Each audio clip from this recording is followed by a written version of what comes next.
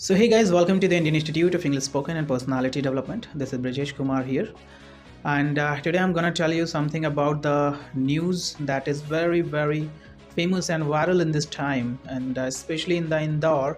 You can see Indore में एक नया न्यूज़ जो कि सामने आया है और आजकल बहुत ज़्यादा वायरल हो रहा है। आप सभी लोगों को पता होगा जिस तरीके से वहाँ की जो है सरकार ने ये फैसला लिया है, भिक्षा मुक्त करने के लिए भिक्षुक को हटाया जा रहा है आपके इंदौर शहर से।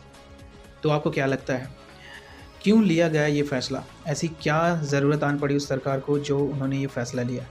कई लोग इस पर जो है टिप्पणी करते हुए ये नज़र आ रहे हैं कि ये फ़ैसला गलत है, सरकार को ऐसा नहीं करना चाहिए था। बट उन्हें शायद ये नहीं पता है कि इसके पीछे का रीज़न क्या है। तो आज मैं थोड़ा इस बारे में चर्चा करने के लिए आया हूँ और मेरा मानना ये है कि इस पर सबकी राय मुझे भी ज़रूरी है और मैं चाहता हूँ कि आप सभी लोग भी अपनी राय दें इस बारे में। क्या लगता है आपको कि क्या सरकार को ऐसा फ़ैसला लेना ज़रूरी था? क्या उसे ये करना चाहिए? क्योंकि इस फैसले को लेने से पहले सरकार का मानना है और उन्होंने ये बताया है कि ये फ़ैसला क्यों लिया गया है। पिछले कुछ दिनों पहले जब एक औरत को पकड़ा गया तो उसके पास से 75,000 रुपये सामने आए हैं, जो कि पूछताछ के दौरान पता चला है कि उन्होंने इस 75,000 रुपये को मात्र 1 हफ्ते के अंदर कमाया है। मतलब कि अगर आप कैलकुलेट करते हैं तो 3 से साढ़े 3 लाख रुपए पर मंथ एक भिक्षुक के पास जा रहा है। तो क्या लगता है कि अगर वो इतना कमाते हैं पर मंथ फिर भी उनकी स्थिति सही नहीं है, तो इसके पीछे क्या रीज़न है? या वो दिखावा कर रहे हैं या फिर इसके पीछे कोई और बात है?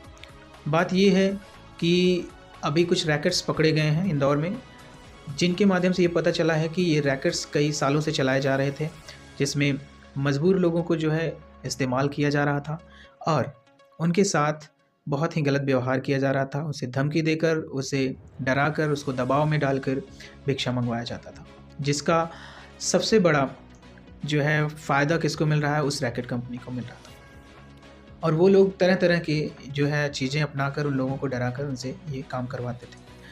अब प्रॉब्लम यहाँ पे याद आती है कि ऐसे लोगों की वजह से जो मजबूर लोग हैं उनको भी भिक्षा नहीं मिलती है और ये लोग अपना रैकेट चलाते रहते हैं। तो मेरा मानना ये है कि अगर ऐसी चीज़ें सामने आती हैं जिसकी वजह से कहीं न कहीं मजबूर लोग भी बदनाम हो रहे हैं, तो ये सही नहीं है। तो सरकार का लिया गया ये फ़ैसला कहीं न कहीं आप ही के लोगों के हित के लिए है, जो मुझे लग रहा है कि ये जो भिक्षा माँगने वाले लोग हैं, जो मजबूर हैं, वो घूम रहे हैं यहाँ-वहाँ, उनके लिए ये फ़ैसला बहुत सही है, क्योंकि उन्हें भिक्षा माँगना भी ना पड़े और उनकी मजबूरियों को भी ख़त्म कर दिया जाए। क्योंकि सरकार ने उन्हें पकड़ कर ले जा रहे हैं तो कहीं जेल में नहीं डाल रहे हैं, बल्कि उनके लिए सुव्यवस्थाएँ भी की गई हैं।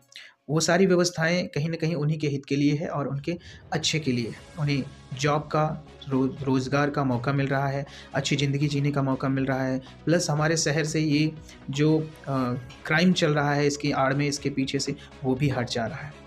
तो मुझे लगता है कि ये जो फ़ैसला लिया गया है सरकार की तरफ से बहुत ही अच्छा है, क्योंकि इसमें कई ड्रग्स माफ़िया भी इन्वॉल्व होने लगे थे।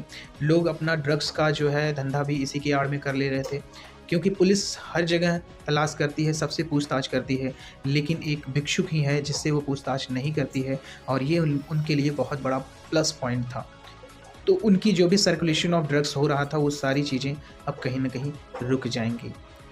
तो मेरा मानना है कि ये जो फ़ैसला लिया गया है इंदौर में, वो अपने भी शहर में लिया जाना चाहिए और इस महाकुंभ में भी इस फ़ैसले पर ज़ोर देना चाहिए और सरकार को इस पर ध्यान देना चाहिए। और क्या आपको क्या लगता है कि क्या ये अपने यूपी में भी लागू होना चाहिए? क्योंकि यूपी में ये लागू होने से कहीं न कहीं हमारा यूपी भी साफ़, स्वच्छ और भिक्षुक मुक्त हो जाएगा और सभी को रोज़गार का मौका मिलेगा।